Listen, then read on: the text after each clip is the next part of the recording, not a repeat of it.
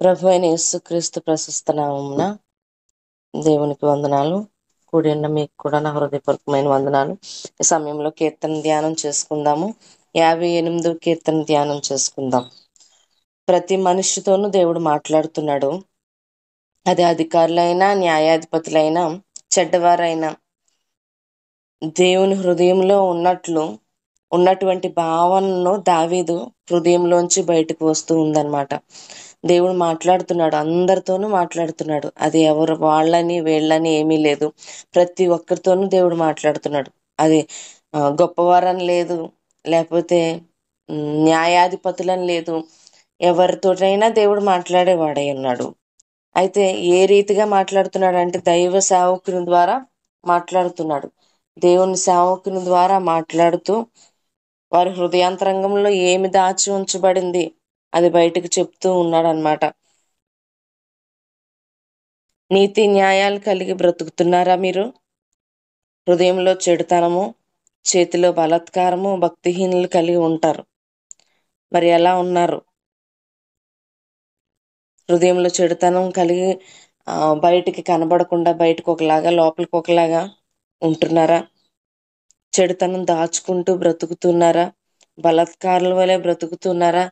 నీతిని అనుసరించి బ్రతుకుతున్నారా? భక్తిహీనులందరూ నీతిని విడిచిపెట్టి బ్రతుకుతున్నారు. నీతి లేకుండా అవినీతి ద్వారానే బ్రతుకుతున్నారు. అక్రమములు చేస్తూ బ్రతుకుతున్నారు.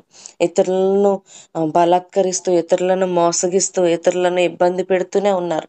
భక్తి కలిగి ఉన్నవారు ఈ రీతిగా ఉండటానికి ఇష్టపడరు. ఇతరులను బాధ పెట్టడానికి ఇష్టపడరు.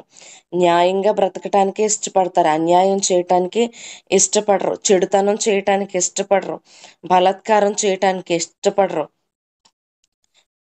నీతినే వారు అనుసరిస్తూ ఉంటారు, న్యాయాన్నే వారు అనుసరిస్తూ ఉంటారు భక్తి కలిగిన వారు.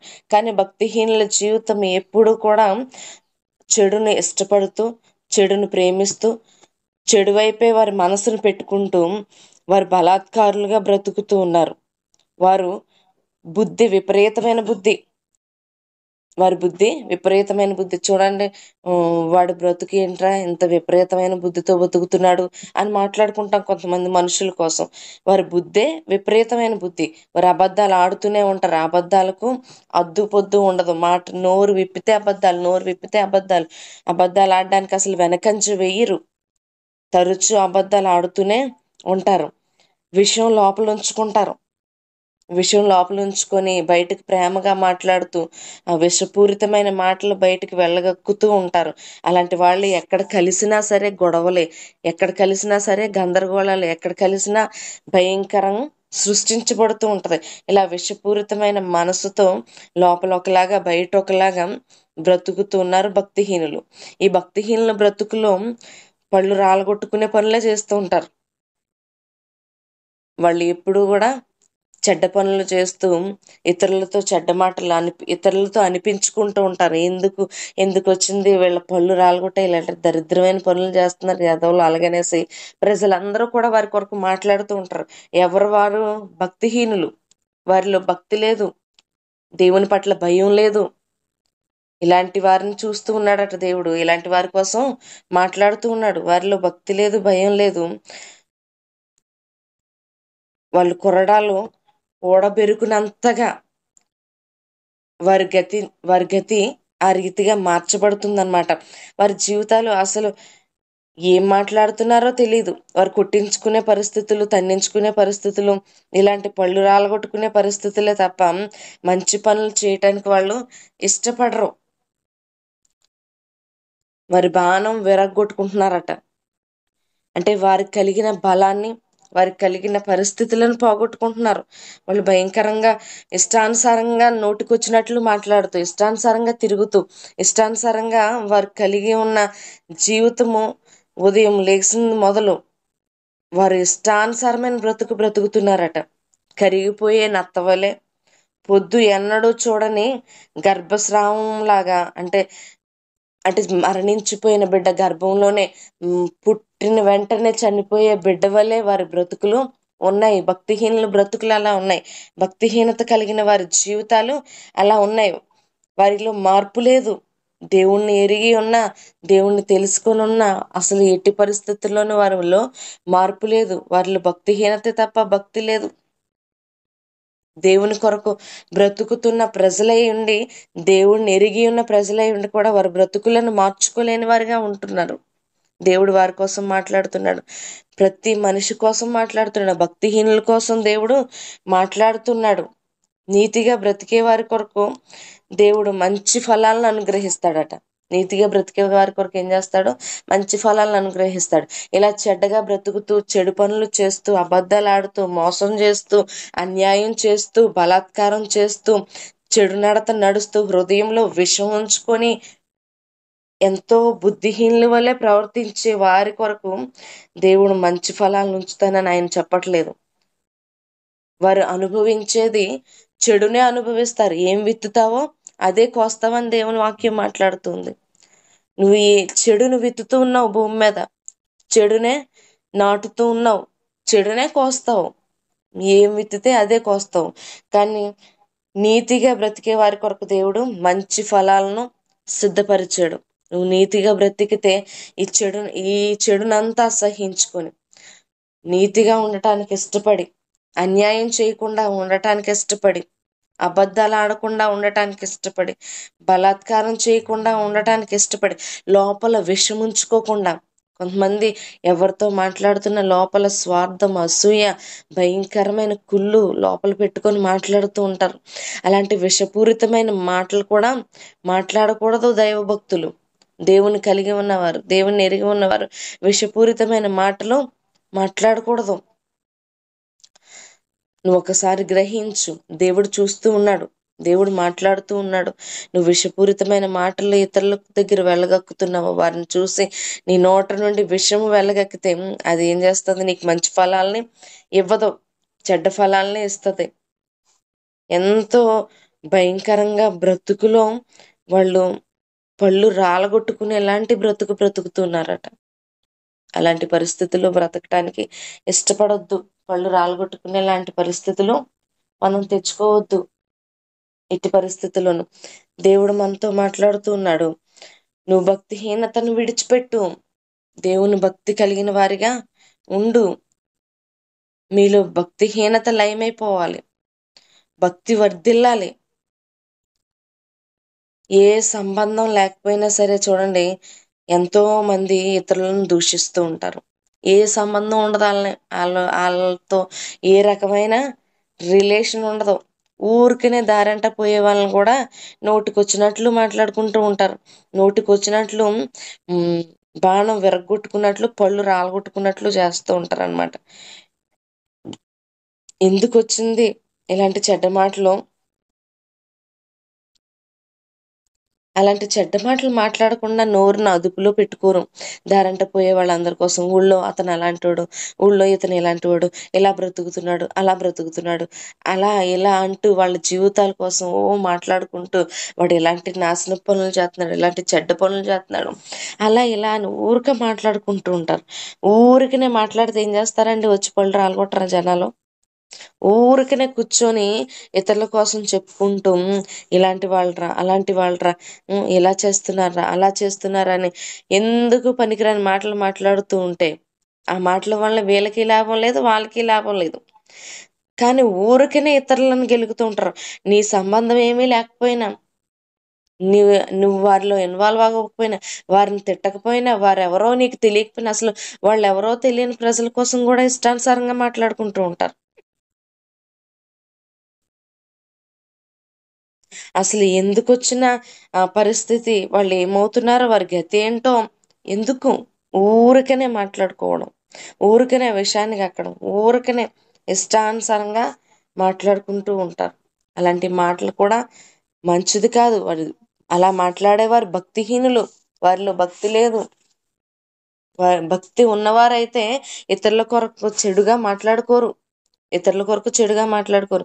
చూడండి, కొంతమంది మాట్లాడుతూ ఉంటారు, దేవుని మందిరానికి వెళ్తూ ఉంటారు కానీ వీళ్ళ బుద్ధి మారలేదు. దేవుని మందిరానికి వెళ్తున్నారు కానీ వీళ్ళు అలాంటోళ్ళు సేవకుడు ముందు నటించేస్తూ ఉంటారు. ఇలాంటి మాటలన్నీ మాట్లాడుకుంటారు. వీళ్ళు భక్తులే, దేవుణ్ణి ఎరుగున్న వాళ్ళే, దేవుని తెలుసుకున్న వాళ్ళే. కానీ ఎందుకు అలాంటి మాటలు మాట్లాడుతూ ఉంటారు? దేవునికి తెలుసు. దేవుడు సమస్తం ఎరిగి ఉన్నవాడు, చూస్తూ ఉన్నవాడు. ఎవరు ఎలాంటి వాళ్ళో దేవునికి తెలుసు. వారిలో భక్తి ఉందో లేదో దేవునికి తెలుసు. అందుకే దేవుడు మాట్లాడుతున్నాడు. అధికారులతోనైనా మాట్లాడతాను, చెడ్డవారితోనైనా మాట్లాడతాను, న్యాయవంతుడితోనైనా నేను మాట్లాడతాను అని దేవుడు చెప్తూ ఉన్నాడు. సేవకుని ద్వారానే నేను మాట్లాడతాను. మాట్లాడి నువ్వు నీతి కలిగిన వారు అయితే నీకు మంచి ఫలాలను నేను ఇస్తాను. నీతి లేని వాడు అన్యాయస్తుడు అయితే వారి ఫలము వారే అనుభవించుకుంటారు. అన్యాయ ఫలం అనే వాళ్ళే అనుభవించుకుంటారు. కానీ వాళ్ళ గురించి నువ్వు మాట్లాడుకుంటూ నీకొచ్చే మంచి ఫలాలను నువ్వు పోగొట్టేసుకుంటున్నావు. ఎవరో తప్పులు చేస్తున్నారని వారి గురించి నువ్వు మాట్లాడుతూ నీకొచ్చే దేవుని దగ్గర నుంచి వచ్చే గొప్ప ఫలాలను నువ్వు పోగొట్టుకుంటున్నావు. వద్దు వద్దు, ఎన్నడూ కూడా ఇతరుల కొరకు నువ్వు మాట్లాడుకోవద్దు. వాళ్ళ ఫలం వాళ్ళు అనుభవించడానికి వాళ్ళు సిద్ధంగా ఉన్నారు. వాళ్ళు చెడ్డవాళ్ళైనా మందిరానికి వస్తూ చెడిపోయే ఉన్నారా, చెడ్డగానే జీవిస్తున్నారా, దేవుని మందిరానికి వస్తున్నారు కానీ వారి బుద్ధి సరిగా లేదా, వారి ప్రవర్తన సరిగా లేదా, వారి జీవితం సరిగా లేదా, అయితే వారు ఏ ఫలాలను అనుభవిస్తారో వారే అనుభవిస్తారు ఖచ్చితంగా. నువ్వు కరెక్ట్గా ఉన్నావా, నువ్వు నీతిగా ఉన్నావా, నువ్వు యథార్థంగా ఉన్నావా, ఎవరిని ఏమనట్లేదా, ఎవరిని దూషించట్లేదా, చెడ్డ మాటలు మాట్లాడట్లేదా, అబద్ధం ఆడకుండా నీ నాలుకని నువ్వు సరి చేసుకుంటున్నావా, విపరీత బుద్ధితో నువ్వు తిరగకుండా ఉంటున్నావా, ఈ లోకంలో ఉన్న చెడును నువ్వు జుర్రుకోకుండా ఉంటున్నావా, ఈ లోకంలో ఉన్న పాపం వైపు నువ్వు తిరగకుండా ఉంటున్నావా, అయితే దేవుడు నీకు మంచి ఫలాలను సిద్ధపరిచాడు. ఆ ఫలములను అనుభవించడానికి సిద్ధపడు. ఆ ఫలములను ఆశీర్వాదకరంగా నువ్వు అనుభవించు. వాటి ద్వారా వచ్చే దీవెనను అనుభవించు తప్ప ఇతరుల ద్వారా వచ్చే చెడును నువ్వు అనుభవించొద్దు. దావీదును చంపుదామని సౌలు ఇంటి దగ్గరికి దావీదు ఇంటి దగ్గరికి మనుషులను పంపించాడట. పంపిన తర్వాత రాసిన కీర్తన ఈ 59వ కీర్తన. ఇశ్రాయేల్ రాజు సౌలు మాట విని చంపటానికి వచ్చాడు. అటు తర్వాత ఆ పరిస్థితుల్లో దావీదు చేస్తున్న ప్రార్థన, చెడు చేసిన వాళ్ళ నుండి నన్ను తప్పించు. ఈ ఇశ్రాయేల్ రాజు దావీదుకు సంబంధం లేని వ్యక్తి. అసలు దావీదుకి అతనికి ఏ విధమైన యుద్ధం లేదు, ఏ విధమైన గొడవ లేదు, ఏ విధమైన సమస్య లేదు. అయినా సరే ఇశ్రాయేల్ రాజు సౌలు మాట విని దావీదుని చంపటానికి దావీదుని తరుముతూ ఉన్నాడు. సౌలు ఈ ఇశ్రాయేల్ రాజుతో మాట్లాడి దావీదు వైపు మళ్ళించి, నువ్వు దావీదుని తరుము, దావీదు చుట్టూ వెళ్ళు, నువ్వు ఎక్కడున్నాడో చూడు, ఎక్కడ తిరుగుతున్నాడో చూడు అనేసి దావీదు వైపుకు అతన్ని పంపించాడు. ఈ సౌలు రాజు ఒక పక్కన తిరిగేస్తున్నాడు, ఈ ఇశ్రాయేల్ రాజు ఒక పక్కన తిరిగేస్తున్నాడు. ఇలాంటి వాళ్ళందరి కోసము దావీదు ఆపద కలిగిన పరిస్థితుల్లో ఉండి ప్రార్థన చేస్తున్నాడు. ఈ చెడు చేసే వాళ్ళ నుండి నన్ను తప్పించు, వీళ్ళు నా చుట్టూ అలుముకొని ఉన్నారు, నన్ను తరిమేస్తూ ఉన్నారు, నా వైపుగా పరుగులెడుతూ ఉన్నారు, నేను ఎక్కడున్నానా అని వెతుకుతూ ఉన్నారు, నేను ఎక్కడికి పోయినా నా చుట్టే తిరుగుతున్నారు, నేను ఎక్కడ తిరుగుతున్నా, ఎక్కడ తలదాచుకుందామన్నా నా చుట్టే వీళ్ళు తిరుగుతూ ఉన్నారు. కారణం లేని మనుషులు, వాళ్ళకి నాకు సంబంధం లేదు, కానీ అలాంటి వారు కూడా ఏ బంధము లేదు, ఏ సంబంధం లేదు, వాళ్ళు నా మీదకి వచ్చి ఉన్నారు, నా మీద పడి ఉన్నారు, నన్ను బాధ పెడుతున్నారు. సౌలు రాజు కొరకై అతనితో మాట్లాడుతూ అతను చెప్పింది చేస్తూ నన్ను బాధ పెడుతున్నారు, నా ప్రార్థన ఆలకించవా దేవుడా, నాకు సహాయం చేయవా అని ఈ దావీదు రాజు ప్రార్థన చేస్తూ ఉన్నాడు దేవునికి. నాలో ఏ చెడుతనం లేకపోయినా నన్ను నాశనం చేయాలని చూస్తున్నారు, కుక్కల్లా మురుగుతూ ఉన్నారు. చూడండి, కొన్ని సందర్భాల్లో మనం కూడా ముందు చెప్పబడిన రీతిగానే ఏ సంబంధం లేకపోయినా సరే అలా మురుగుతూనే ఉంటారు, అలా తిడుతూనే ఉంటారు, అలా అంటూనే ఉంటారు. నిన్నేమైనా అన్యాయం చేసినా, నిన్నేమైనా దూషించినా, నిన్నేమైనా ఇబ్బంది పెట్టినా, ఒకవేళ నువ్వు బాధ పెట్టవచ్చేమో, ఈ ఇశ్రాయేలు రాజులాగా నువ్వు కూడా అన్యాయంగా దావీదు వైపు పరుగులెడుతున్నట్లు నువ్వు కూడా కొందరు ప్రజల వైపు పరుగులెడుతున్నావా?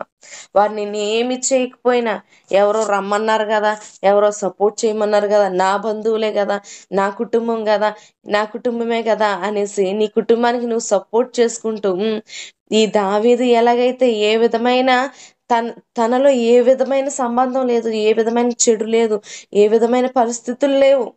ఆ కారణంగా దావీదును తరుముతున్నారు. అలాగే నువ్వు కూడా ఎవరికో సపోర్ట్ చేస్తూ అకారణంగా ఎవరినైనా బాధ పెడుతున్నావా? అకారణంగా కుక్కల్లా మురుగుతూ తిడుతూ ఉన్నావా? అలా వద్దు వద్దు. దేవునికి అది ఇష్టమైన కార్యము. దేవుడు ఎట్టి పరిస్థితుల్లో దాన్ని ఇష్టపడడు.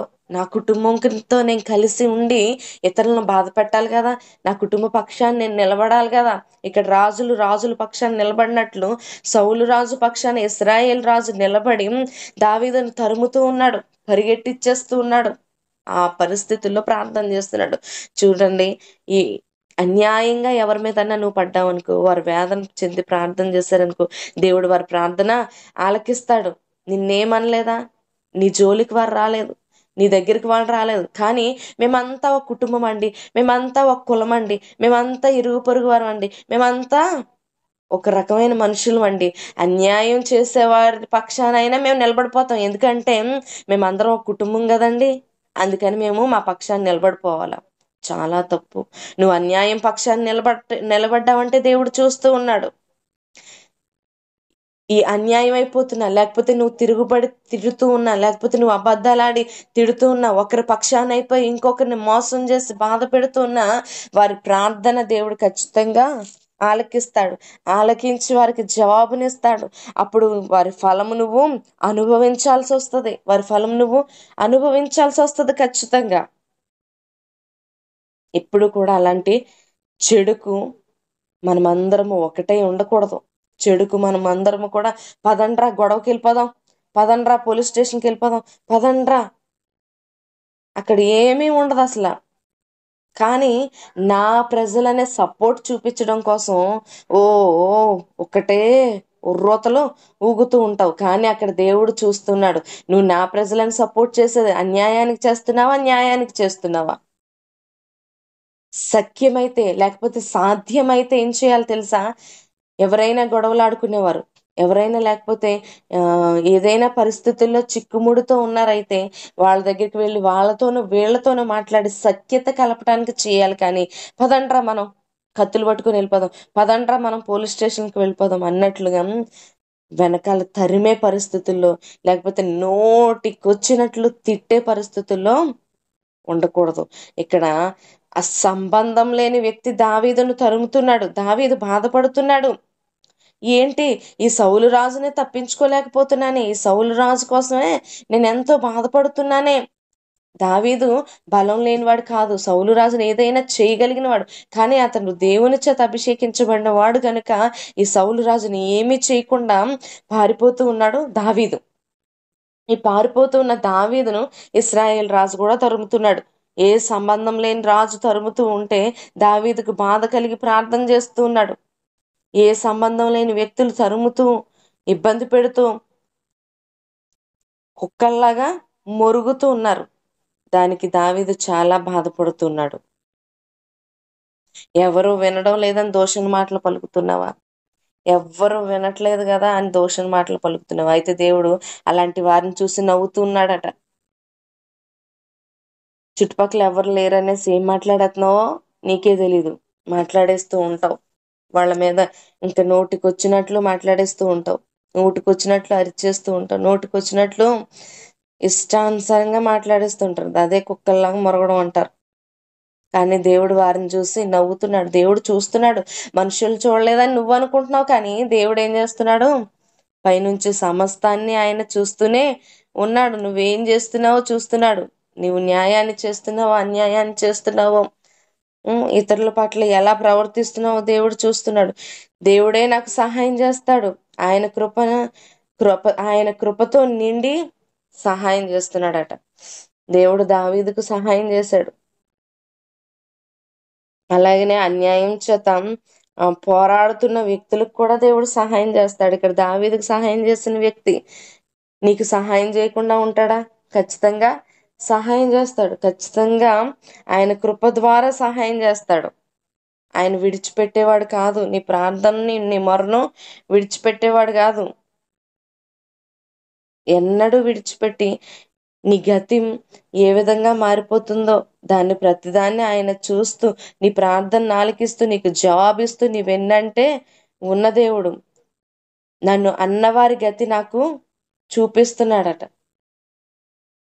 గర్వాన్ని అణిచివేస్తున్నాడు, వారు నిర్మూలమవుతున్నారు. అయితే దావీదు చూస్తూ ఉన్నాడు ఆయన చేసిన ప్రార్థనకు ప్రతిఫలం. ఇక్కడ చెప్తున్నాను కదా, దూషణ మాటలు మాట్లాడే వారిని దేవుడు చూస్తున్నాడు, నవ్వుతున్నాడు. అయితే దేవుడు సహాయం చేస్తున్నాడు దావీదుకు. అలాగనే అన్యాయమైన ప్రజల వైపు దేవుడు చూస్తూ ఉన్నాడు. ఏ విధమైన అన్యాయం చేత నువ్వు నింపబడి ఉన్నావో నీ వైపు దేవుడు చూస్తూ ఉండి, దేవుడు ఏం చేస్తున్నాడు తెలుసా? అన్యాయం చేసిన వారి యొక్క గతిని దేవుడు మార్చేస్తూ ఉన్నాడు. ఆ మార్చడాన్ని దావీదు చూస్తూ ఉన్నాడు. ఆ మార్చడాన్ని నువ్వు కూడా చూస్తావు. ఒకవేళ నువ్వు అన్యాయం అయిపోయావా, ఏ పరిస్థితిలోనే ఒంటరి అయిపోయావా, ఏ స్థితిలోనైనా ఒంటరి దాన్ని చేసి నిన్ను తరుముతూ ఉన్నారా, ఒంటరి వాడిని చేసి నీకున్న ప్రతి పరిస్థితిలో నిన్ను బాధ పెడుతున్నారా? అయితే నువ్వు బాధపడొద్దు, దేవుడు నీతోనే మాట్లాడుతున్నాడు. దేవుడు నీకు సహాయం చేయబోతున్నాడు. దేవుడు నీకు సహాయం చేస్తున్నాడు. నిన్ను బాధ పెట్టిన వారి గతి తారుమారైపోయేటట్లు దేవుడు చేస్తున్నాడు. వారి గర్వాన్ని అణిచేటట్లు దేవుడు చేస్తున్నాడు. వారు నిర్మూలమైపోయి నాశనం అయిపోయేలాగా దేవుడు చేస్తున్నాడు. దేవుడు ఆయన ఎత్తైన కోటగా ఉన్నాడు. ఆపద్దినముల్లో ఆశ్రయంగా ఉన్నాడు. ఆయన మన చుట్టూ ఒక ప్రాకారమును కట్టి ఉన్నాడు, ఎత్తైన కోటగా. ఎవరు మనలను ముట్టకుండా, మనలను తాకకుండా దేవుడు కాపుదలిస్తున్నాడు.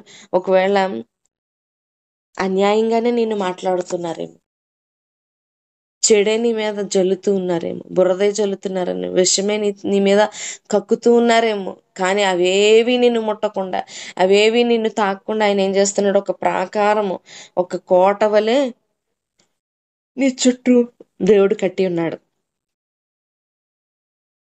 మనుషులు చూడండి, దావీదుని ఎంత తరిమినా, ఎన్ని సైన్యాలు దావీదు చుట్టూ తరిమినా సరే దావీదుని దేవుడు కాపాడాడు. దావీదు చుట్టూ ఒక కోటను వేసేసాడు. ఆయన ఒక ఆశ్రయపురంగా దేవుడు నిలబడ్డాడు. కాబట్టి దావీదు సజీవంగా ఉన్నాడు. ఎన్నో మార్లు సౌలు చేతికి చిక్కినను,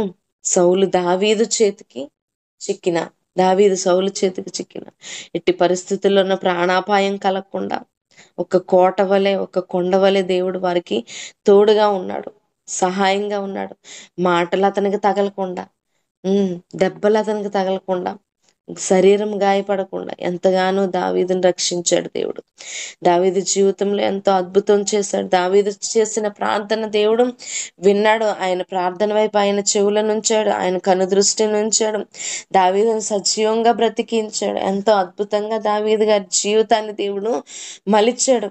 నా జీవితాలు కూడా ఆ రీతిగానే దేవుడు మలుస్తాడు. ఏ విధమైన అన్యాయం, ఏ విధమైన మోసం, ఏ విధమైన చెడు నీ చుట్టూ అలుముకొని ఉన్నా, ఎవరు నిన్ను తరుముతూ ఉన్నా, ఎవరు నిన్ను బాధ పెడుతూ ఉన్నా, ఆ కారణంగా నిన్ను దూషిస్తూ ఉన్నా, ఆ కారణంగానే నిన్ను హింసిస్తూ ఉన్నా, ఓ భక్తి పరురాలండి మందిరానికి వెళ్ళిపోతుంది, ఓ తెగ ప్రార్థన చేసేస్తుంది, ఈమె చాలా భక్తిపరుడు అని ఆ కారణంగా నిన్ను తిడుతూ ఉన్నా సరే దేవుడు దాన్ని చూస్తూ ఉన్నాడు, దాన్ని గ్రహిస్తూ ఉన్నాడు. ఆ కారణంగా మాట్లాడే మాటలన్నిటి మీద ఆయన జవాబు ఇవ్వడానికి సిద్ధంగా ఉన్నాడు. నిన్ను అన్నవారి గతిని ఆయన తారుమారు చేసేస్తాడట. నేను అన్నవారి గతిని ఆయన తారుమారు చేస్తాడు. ఆలోచిద్దామా? ఇక ఎన్నడూ కూడా ఎవరిని దూషించేవారుగా మనం ఉండొద్దు, ఎవరిని తరిమేవారుగా, ఒకరిని చూసుకొని నవ్వుకునేవారుగా. ఎందుకంటే దేవుడు నిన్ను చూసి నవ్వుతున్నాడట. నువ్వేమో ఒకరిని చూసి నవ్వుతుంటావు, వాళ్ళు ఇలాగా వీళ్ళు అలాగానే వాళ్ళని చూసి హేళన చేసేస్తూ ఉంటావు, నవ్వేస్తూ ఉంటావు. కానీ ఓ వెర్రిదానా, వెర్రివాడా అని నిన్ను చూసి దేవుడు నవ్వుతూ ఉన్నాడు. నిన్ను ఒక వెర్రివానిగా దేవుడు చూస్తూ ఉన్నాడు. నవ్వొద్దు, ఇతరులను చూసి నువ్వు నవ్వొద్దు, ఇతరులని దూషణ పాలు చెయ్యొద్దు, ఒంటరి వారిని చేసి వారి మీద పడిపోవద్దు, నీకు సంబంధం లేకుండా నువ్వు జోక్యం చేసుకోవద్దు. నా మనుషులకు నేను తోడెళ్ళాలి కదా, రేపొద్దున నన్ను ఏమైనా అంటారేమో, నాకు తోడు రారేమో అనుకుని వెళ్ళిపోయి నువ్వు అన్యాయం పక్షం అయిపోయి అక్కడ అకారణమైన మాటలు మాట్లాడుతూ, ఇష్టానుసారంగా మాట్లాడుతూ ఒకరిని అన్యాయం చేయటానికి నువ్వు ప్రయత్నించొద్దు. స్పష్టంగా మాట్లాడుతున్న నువ్వు అన్యాయం పక్షం అయిపోయి, లేకపోతే నా ప్రజలని, నా కులమని, నా బంధువులని నువ్వు ఒక్కటే పక్షం అయిపోయి నువ్వు మాట్లాడావనుకో, దేవుడు వారి గతిని మార్చడానికి ప్రయత్నిస్తున్నాడట. మీరందరూ ఒకటైపోయి ఎవరిని అన్యాయం చేస్తారో వారి వైపు దేవుడు వెళ్తాడు. వాళ్ళు ప్రార్థించినా ప్రార్థించకపోయినా, ఎవరు అన్యాయం అయిపోతున్నారో వారి పక్షాన దేవుడు వెళ్తాడు. వారి గతులను మార్చేస్తాడు, వారి స్థితిగతులను మార్చేస్తాడు. వారి కోటగా ఆయన ఉంటాడు. ఇక్కడ దావీదు కోటగా ఉన్నాడు, దావీదుకు ఆశ్రయంగా ఉన్నాడు, దావీదుకు తోడై ఉన్నాడు. ఏ స్థలముకి వెళ్ళినా దావీదుకు తోడై ఉన్నాడు. దావీదు వెన్నంటి ఉన్నాడు. నిన్ను మాట్లాడలేని వారిని, నిన్ను అనలేని వారిని, నిన్ను ఏ విధంగానూ నిన్ను టచ్ చేయలేని వారిని, వాళ్ళ చూపుల ద్వారా కానీ, ప్రవర్తన ద్వారా కానీ, ఇరుగు పొరుగు వారితో మాట్లాడేటప్పుడు కూడా నీ సంభాషణతో ప్రజలను నువ్వు అసలు తాకవద్దు, మాట్లాడవద్దు. జాగ్రత్త పడు. ఈ దినమైన దేవుడు మాట్లాడుతున్నాడు కదా, జాగ్రత్త పడు. దావీదు ఎంతగా బాధపడ్డాడో ఒకసారి జ్ఞాపకం చేసుకుందాం. ఎంతగా వేదన చెందాడో ఒకసారి జ్ఞాపకం చేసుకుందాం. చాలా వేదన చెందాడు. సౌలు రాజును చంపలేక కాదండి, సౌలు రాజును నాశనం చేయలేక కాదు, దేవుని చేత అభిషేకింపబడిన రాజు అని మాత్రమే అతను విడిచిపెట్టాడు. అతను విడిచిపెట్టి పారిపోతూ ఉన్నాడు. పాపం ఎంత ఘోరం అండి, ఎంత ఘోరం. తిరగబడలేక కాదు, కొంతమంది మౌనంగా వెళ్ళిపోతూ ఉంటారు. తిరగబడగలరు, తిరగబడి 4 మాటలు మాట్లాడరు, కానీ కొంతమంది మౌనంగా వెళ్ళిపోతుంటారు. అలాంటి వారి పక్షాన్ని కూడా నువ్వు చాలా జాగ్రత్త వహించాలి. అలాంటి వారి పట్ల కూడా నువ్వు చాలా జాగ్రత్త వహించచ్చు. జాగ్రత్తగా, అమ్మో వీళ్ళు మౌనంగా వెళ్ళిపోతున్నారే, వీళ్ళని ఏమనకూడదు, మనకేమైనా జరుగుతుందేమో అనే భయాన్ని కలిగి ఉండాలి. చూడండి, కొంతమంది, నాకు తెలిసి కొంతమంది ఊరికనే సేవకులను తిడుతూ ఉంటారు, ఊరకనే తిడుతూ ఉంటారు. చాలా బాధ అనిపిస్తూ ఉంటుంది నాకు. వాళ్ళు ఏం చేశారని, ఏం చేయకపోయినా ఊరకనే తిడుతూ ఉంటారు. ఏం అనకపోయినా ఊరకనే వారిని గెలుకుతూ, వాళ్ళని డబ్బు కోసం బ్రతుకుతున్నాడని అలా ఇలా ఎందుకో మాట్లాడుతూ ఉంటారు. వాళ్ళు తప్పు అలాంటి మాటలు ఎన్నడూ మనం మాట్లాడకూడదు. సేవకులనైనా, లేకపోతే ఇరుగు పొరుగు వారినైనా, ఎవరిని కూడా మనము ఊరకనే మాట్లాడకూడదు. అది చాలా అన్యాయము. దేవుడు చూస్తూ ఉన్నాడు. ఎవరి ఫలము వారు అనుభవిస్తారండి. లోకంలో అన్యాయం చేసేటట్లు నువ్వు బ్రతుకుతున్నావా, అన్యాయ ఫలం నువ్వు అనుభవిస్తావు. నీతిగా బ్రతుకుతున్నావా, నీతి ఫలం నువ్వు అనుభవిస్తావు. కనుక నువ్వు తీర్పు తీర్చడానికి నువ్వు సరిపోవు, నువ్వు ఇతరులను దూషించడానికి నువ్వు సరిపోవు. కనుక నీ జీవితాన్ని నువ్వు సరి చేసుకుంటూ, నీ జీవితాన్ని నువ్వు కనిపెట్టుకుంటూ ఉండటానికి ఇష్టపడు. నీ బ్రతుకులో ఆశీర్వాదం కొరకై నువ్వు బ్రతకటానికి ఇష్టపడు. దేవుడి నీ జీవితాన్ని నీతిగా మార్చును గాక. దేవుడి ఈ కొద్ది మాటలు దీవించును గాక. ఆమేన్.